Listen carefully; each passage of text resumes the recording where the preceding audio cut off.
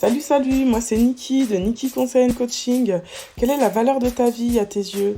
As-tu envie de te transformer afin de devenir la meilleure version de toi-même, de t'optimiser? Niki Conseil Coaching t'accompagne dans ta transformation afin que tu crois en toi, en tes rêves et que tu commences enfin à t'autoriser à briller. Donc aujourd'hui, je souhaite aborder avec toi les problématiques au sujet de l'adolescence et la différence entre les ados d'hier et ceux d'aujourd'hui. L'une des choses qu'il est vraiment intéressant de noter à mon sens, c'est que les ados d'hier sont devenus les parents des ados d'aujourd'hui. Donc les parents d'hier, en fait, c'est vrai qu'ils étaient quand même plutôt durs. Avec eux, on n'avait pas intérêt à blaguer, ça filait droit, franchement, tu faisais une bêtise, t'avais vraiment peur, on était même limite finalement au bord de la maltraitance parfois, hein. Quand on nous demandait quelque chose, on s'exécutait, voilà, ça roulait quoi, c'était avant, comme on dirait, ça, c'était avant. Et le souci du coup, c'est que les parents d'aujourd'hui, qui étaient donc les ados d'hier, veulent absolument ne pas reproduire ce qu'ils ont pu subir en fait dans leur enfance. Et le souci, c'est que là, ils ont même une tendance parfois à aller vers l'extrême inverse, en voulant bien faire, et en faisant ça, finalement, ça fait des enfants impatients. Donc pour aborder ce sujet qui est un sujet un petit peu sensible pour moi, donc j'ai pris parti de narrer ce que j'ai écrit. Donc je vais faire en sorte que ce soit le plus agréable pour toi. Et en tout cas pour moi, sache que c'est vraiment un plaisir de partager tout ça avec toi. Donc comme je te l'ai expliqué en fait dans mon épisode 0 qui introduisait un petit peu finalement ce nouveau podcast que je viens de lancer. Donc c'est ma vie personnelle qui sera la ligne conductrice de mon podcast. Et donc je vais premièrement partager avec toi des petits secrets me concernant en tant qu'ado d'hier. Et pour que ce soit efficace, je vais commencer par te lire quelques pages de mon journal intime de l'époque que j'ai commencé à écrire en 2001. Donc du coup, c'était à l'époque où j'avais 17 ans. Donc c'est la fin de mon adolescence, mais en ce qui me concerne, c'est vrai que c'était une période assez compliquée, hein, et c'était même la période la plus perturbée et la plus difficile, où j'ai vécu mon premier amour, mais malheureusement j'ai aussi vécu le rejet, car ce premier amour n'était à mon grand regret pas réciproque. Et pour ce petit moment dans mon intimité, en fait, je vais t'inviter tout simplement à te souvenir de ce que tu as vécu à tes 17 ans et plongeons ensemble dans le passé. En plus, souviens-toi, à l'époque, c'était grave la merde. Les portables, ça n'existait pas, les réseaux sociaux non plus. Donc, en gros, si t'avais un crush pour un gars, déjà, dans un premier temps, il fallait que t'arrives à avoir un numéro de fixe. Si t'avais pas le numéro de fixe, c'était mort, le gars, tu le revoyais jamais. Et si par chance, t'avais le numéro de fixe, t'étais même pas sûr d'arriver à le joindre. Et si finalement, t'arrivais enfin à joindre quelqu'un sur le fixe, tu savais jamais sur qui t'allais tomber, en fait. Tu pouvais tomber sur le père, la mère, le frère ou la sœur. Wow! Et c'était franchement pas le bonheur, sérieux. Non mais blague à part, franchement, je sais pas toi, mais moi, en tout cas, mon adolescence, elle a été rythmée par une amourette, en fait. Donc je faisais trop pitié, j'étais grave une belle gosse et tout, mais un peu timide, j'avoue, et très introvertie, mais avec beaucoup de répartie tout de même. Et j'ai aimé un gars de mes 12 ans à mes 18 ans, alors que le gars, il habitait à Trappes et moi, j'habitais à Vitry-sur-Seine. Donc je sais pas si tu te rends compte, en fait. Genre Trappes, Vitry-sur-Seine.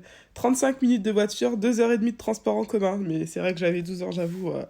Je crois que j'étais pas vraiment connectée à la réalité, en fait. Donc j'étais trop déterminée. Et d'ailleurs, la détermination, finalement, c'est vrai que c'est quelque chose qui me définit encore pas mal aujourd'hui. Donc, alors, par rapport à cette histoire de gars, là, donc, on s'était vu une fois. Donc, j'avais eu, comme on dit, un coup de foudre. Et bon, t'as le droit de te moquer, hein, parce que j'avoue, mon histoire, elle est un peu bizarre, mais j'avoue, c'est ma réalité, en fait. T'as le droit de te moquer un peu, si tu veux, mais genre avec bienveillance, parce qu'ici, on n'accepte pas la méchanceté, et encore moins, pardon, encore moins quand elle est gratuite, hein, d'accord? Donc, bref. Donc faut dire que le côté positif de cette histoire, c'est que j'ai gardé ma virginité un moment grâce à cette amourette fantôme. Donc bien que j'ai souvent beaucoup de regrets quand je pense à la personne à qui j'ai fait confiance la première fois, mais bon, ça j'en parlerai une prochaine fois dans un autre épisode, car vous verrez que lui aussi c'était vraiment une perle. D'ailleurs, je sais pas toi, mais en tout cas moi je trouve assez flippant quand on voit que d'après les statistiques, les garçons d'aujourd'hui, ils perdent en moyenne leur virginité à 12 ans et les filles à 14 ans. Moi je trouve ça chaud, franchement. Bref, donc comme tous les ados, en fait, mes hormones me titillaient gentiment et j'étais tellement en détresse dans ma famille que c'était la chose à laquelle je m'accrochais pour voir la vie en rose. Bon, c'est vrai que l'adolescence ne tourne pas forcément autour des amourettes. Il y a aussi les grandes amitiés, les premières soirées, le fait de pas savoir si on veut devenir un adulte, responsable ou rester un enfant dans les yeux de ses parents. Mais bon, en tout cas, c'est une époque qu'on regrette parfois avec nostalgie, mais c'est aussi une époque qu'on est quand même bien content de passer quand ça se termine, hein. Moi, en tout cas, pour mon cas, ça a été ça. Non mais c'est vrai, entre les premières règles pour les filles, les boutons qui viennent avec, franchement Dieu merci, j'en ai été épargnée des boutons, mais il y a aussi les douleurs abdominales que tu découvres, et en plus on te dit que t'es pas au bout de tes peines quoi. Non mais franchement, on te dit ouais, tu sais quoi, quand tu vas accoucher, ce sera ces douleurs fois 10. Alors que t'avais déjà l'impression de mourir une fois par mois, merci le cadeau.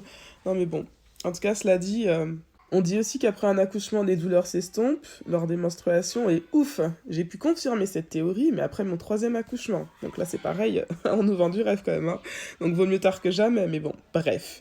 Revenons à nos moutons. Donc malheureusement, l'adolescence, c'est aussi une période de grande fragilité, au cours de laquelle les enfants peuvent se retrouver submergés par des idées très noires, telles que des pensées suicidaires, des envies de meurtre, de se faire du mal, et ça pourra passer par différentes formes d'automutilation, telles que des scarifications, des tatouages à outrance, des piercings ou autres. Voilà.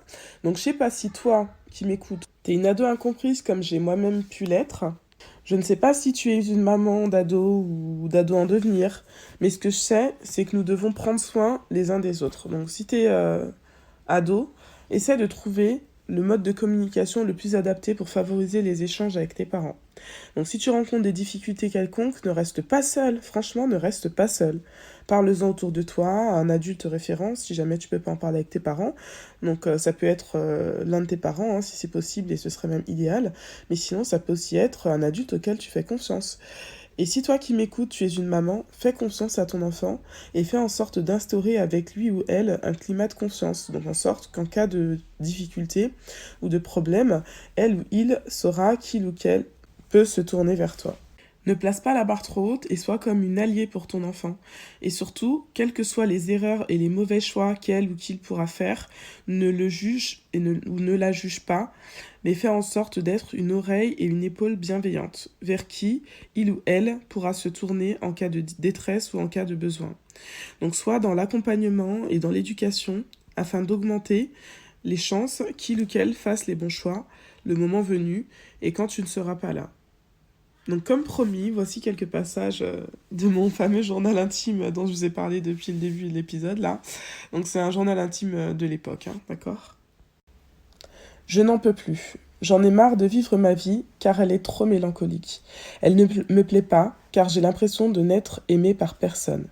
Même si je sais que ce n'est pas le cas, il n'y a personne qui me le prouve.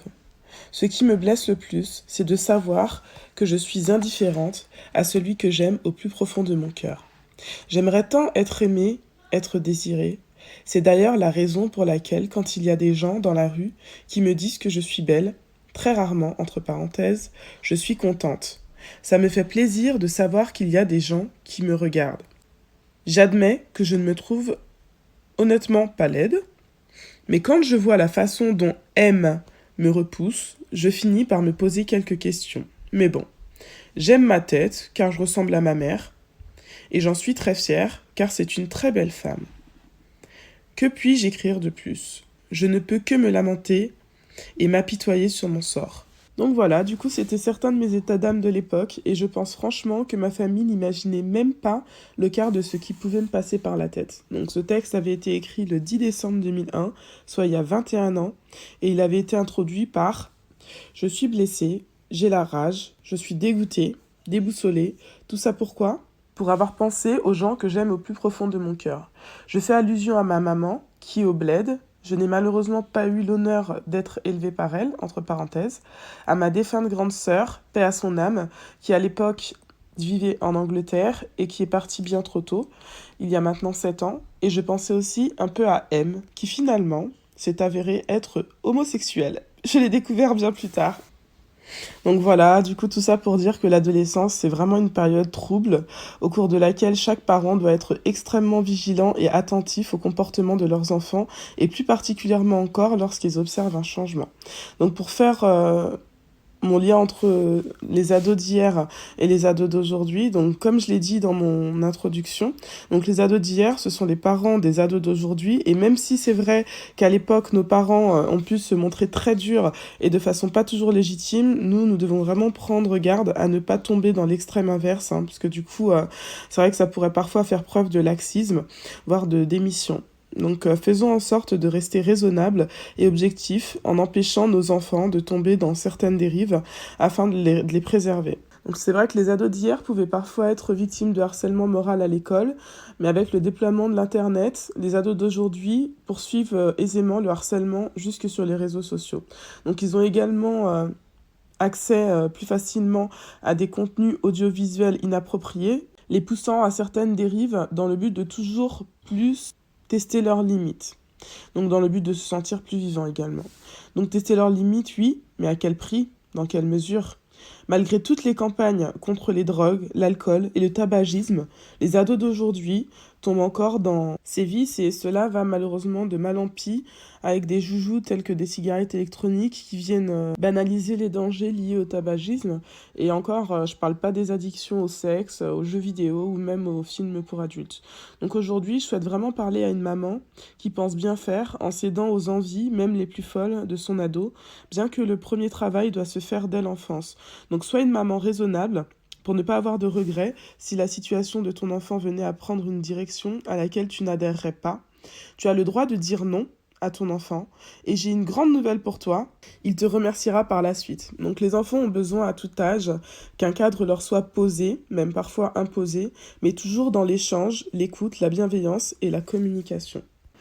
Maintenant, je souhaite parler à une ado ou à la maman d'une ado qui ne trouve pas toujours les mots pour parler à sa fille. Donc en fait, c'est vrai que la société actuelle, elle a vraiment tendance de façon insidieuse à conduire notre jeunesse, c'est-à-dire les ados d'aujourd'hui qui sont donc les parents de demain, à faire des choix parfois douteux. Donc à mon époque, c'est vrai qu'une fille, elle était plutôt fière de dire qu'elle était encore vierge à un certain âge. Mais c'est vrai que de nos jours, en fait, les filles, elles ont plutôt honte et ne se sentent pas assez bien quand elles ont réussi à se préserver, hein, et que ce soit pour des raisons culturelles, des raisons religieuses ou même tout simplement par conviction personnelle, hein, parce qu'elles ne souhaitent pas se donner à n'importe qui. Donc voilà, moi je trouve ça vraiment dommage. Et le pire, c'est que j'ai même entendu dire hein, que dans certaines contrées, les filles se donnent à certains hommes et vont ensuite faire de la chirurgie reconstructrice pour reconstituer leur hymen. Non mais sérieusement. Moi, perso, je trouve ça vraiment flippant. Enfin, bref. En tous les cas, si toi, tu ne souhaites pas avoir trop de regrets quand tu seras plus âgé, préserve-toi tant que possible par respect déjà de ton propre corps et également par respect de ta personne. Donc vraiment, ne te laisse pas influencer en allant prêter ton corps à une ou même à des personnes qui ne le méritent pas.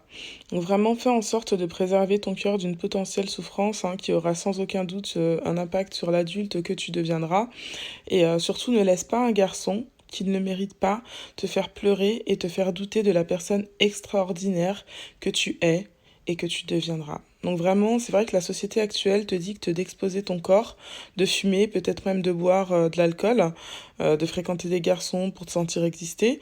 Et d'une certaine façon, tu as l'impression que cela te procure un sentiment de liberté, parce que tu as l'impression d'être libre de faire tes choix, d'être libre de jouir de ton corps comme bon te semble.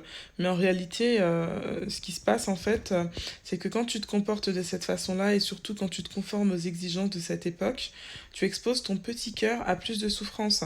Et donc du coup, tu rentres dans un moule alors que ton objectif, il était justement d'en sortir. Mais surtout, tu te condamnes à devenir dépendante de certaines choses dont à la base, tu n'avais même pas vraiment besoin.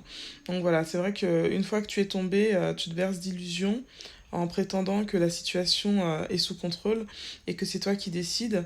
Mais la vérité, c'est que de manière inconsciente, en fait, tu t'es mise dans une prison invisible et tu ne sais plus où tu as mis la clé pour en sortir. Donc vraiment, si tu as besoin d'aide, ne reste pas seule et commence par reconnaître et par accepter que tu n'as pas fait de bons choix. Donc pour te démarquer et être légitime, ne te conforme pas aux choses d'aujourd'hui. Vraiment, fais confiance à ton instinct et à cette voix intérieure qui te dit que tu es en train de te mettre en danger. Ne fais pas les choses pour plaire ou ressembler aux autres, mais fais les choix qui te rendront fier de toi.